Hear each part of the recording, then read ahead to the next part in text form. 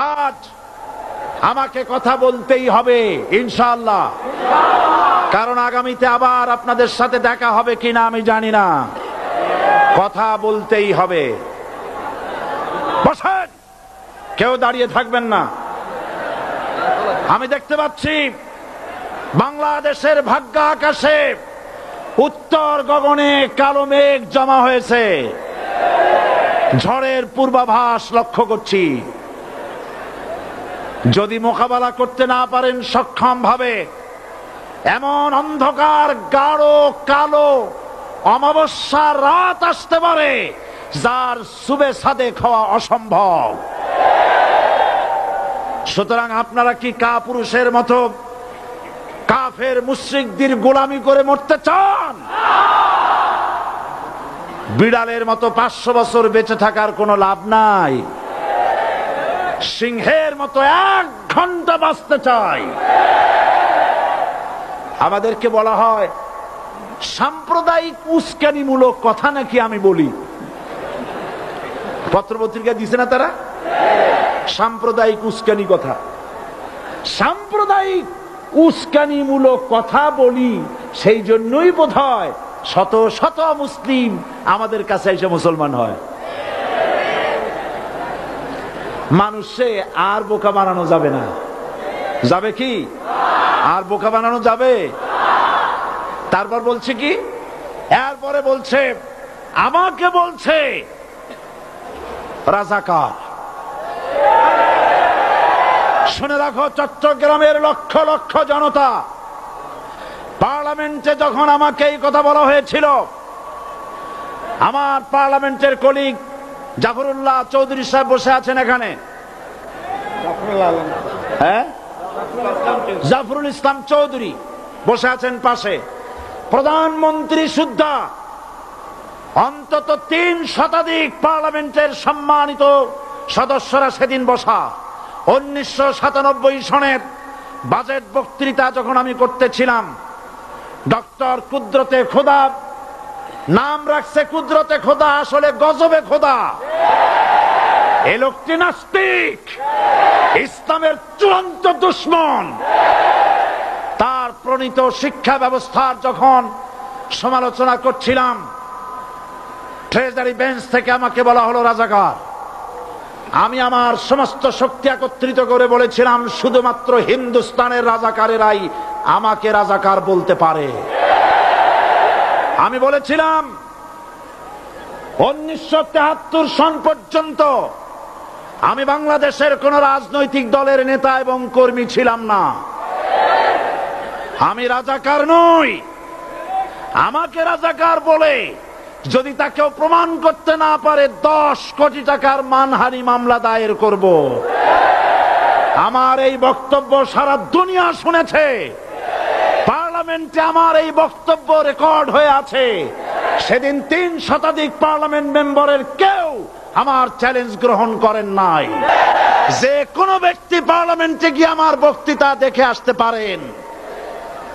এরপরে 1997 সনের 7 অক্টোবর দৈনিক জনকণ্ঠ পত্রিকা যখন আমার বিরুদ্ধে লিখলো, সেই পত্রিকায় সাইদির ওপেন চ্যালেঞ্জ 8ম পাতা, 1997 7 অক্টোবর, এত বড় 2 কলামে হেডিং।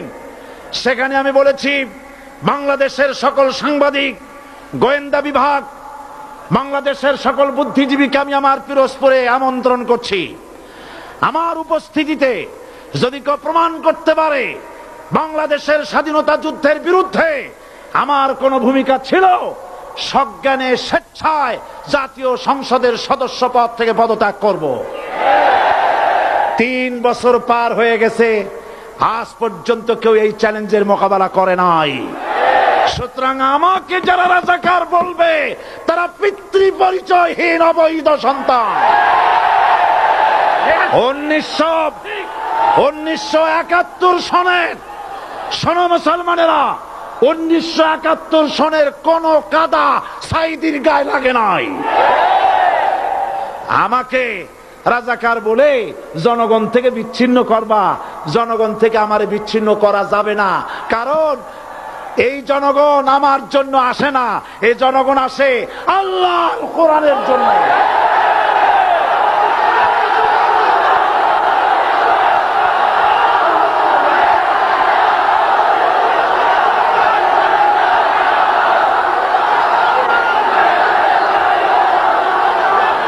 আজকে আর যারা ইসলামের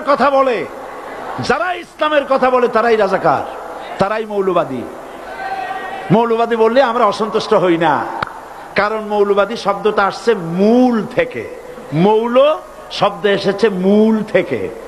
মূলবাদী তার মানে যারা মূলে আছে। মূল হলো কোরআন, মূল হলো হাদিস, মূল হলেন আল্লাহ, মূল হলেন আল্লাহ রসুল। আমরা আছি মূলে। এখন বলেন তো মূলের শক্তি বেশি না আগার শক্তি বেশি? আমাদের যারা মৌলবাদী বলে ওরা হলো আগাবাদী। মূলে আছে কত কোটি? 12 কোটি। মূলে আছে কত কোটি? আর আমাদের যারা মৌলবাদী বলে ওই থাকো গাছের আগায়, আমরা মূলে। লাভালাভি বেশি করবা না, 12 কোটিতে গাছের গোড়া আসতে নানা দেবে, মামু বাড়ি দিল্লি গিয়ে পড়বা, বাংলার জমিনে জায়গা হবে না। এ কথা বিশ্বাস করো।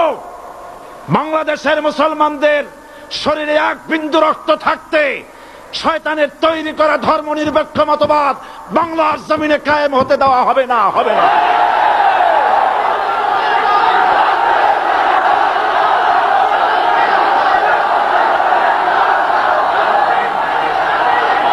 রাসূল করিম সাল্লাল্লাহু আলাইহি ওয়াসাল্লাম কোরআন প্রতিষ্ঠার জন্য আন্দোলন করেছিলেন। আয়াতুল কুরসি আমাদের সে কথাই শিখেছে।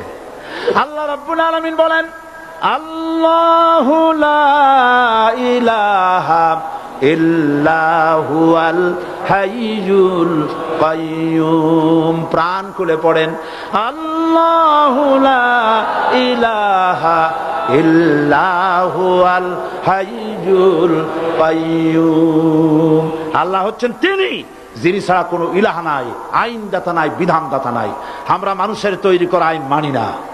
12 কোটি মুসলমানের দেশে আইন তৈরি করবে মানুষ, আমরা মানব না। পার্লামেন্টে তৈরি হতে হবে কোরআন দিয়ে, পার্লামেন্টে আইন তৈরি হতে হবে কোরআন দিয়ে। সুতরাং ভয় যতই পান আর যতই ষড়যন্ত্র করেন, 4 দল যখন একত্রিত হয়েছে, ঐক্যবদ্ধ থাকবে, সরকার ঐক্যবদ্ধভাবে গঠন হবে, নির্বাচন ঐক্যবদ্ধভাবে হবে এবং কোরআন হবে, আল কোরআনের পার্লামেন্ট হবে বাংলাদেশে।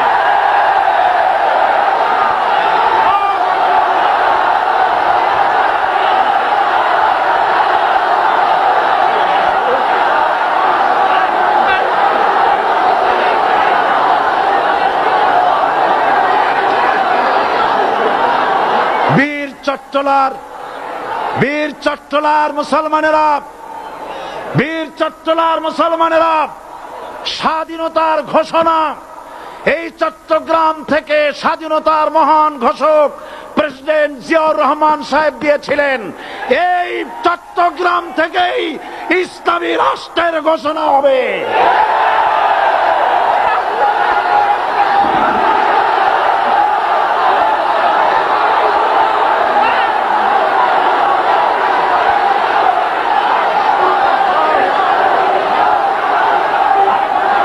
আশাবাদী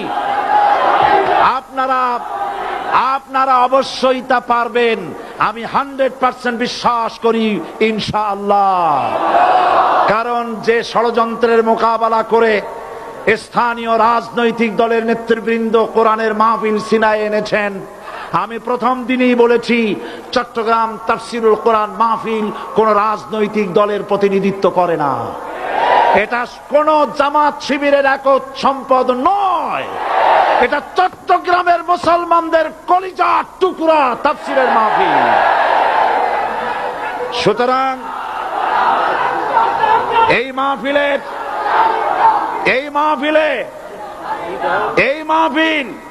চট্টগ্রামে থাকবে ইনশাআল্লাহ কিয়ামত পর্যন্ত। 144 ধারা 288 হয়ে গেছে, ষড়যন্ত্র পায় পায় চলে গেছে। আমি ওই সব ছেলেদের বলি, সরকারি দলের ছাত্র হইয়া মুসলমানদের বিপক্ষে যাইও না। এদেশের ভাগ হয়ে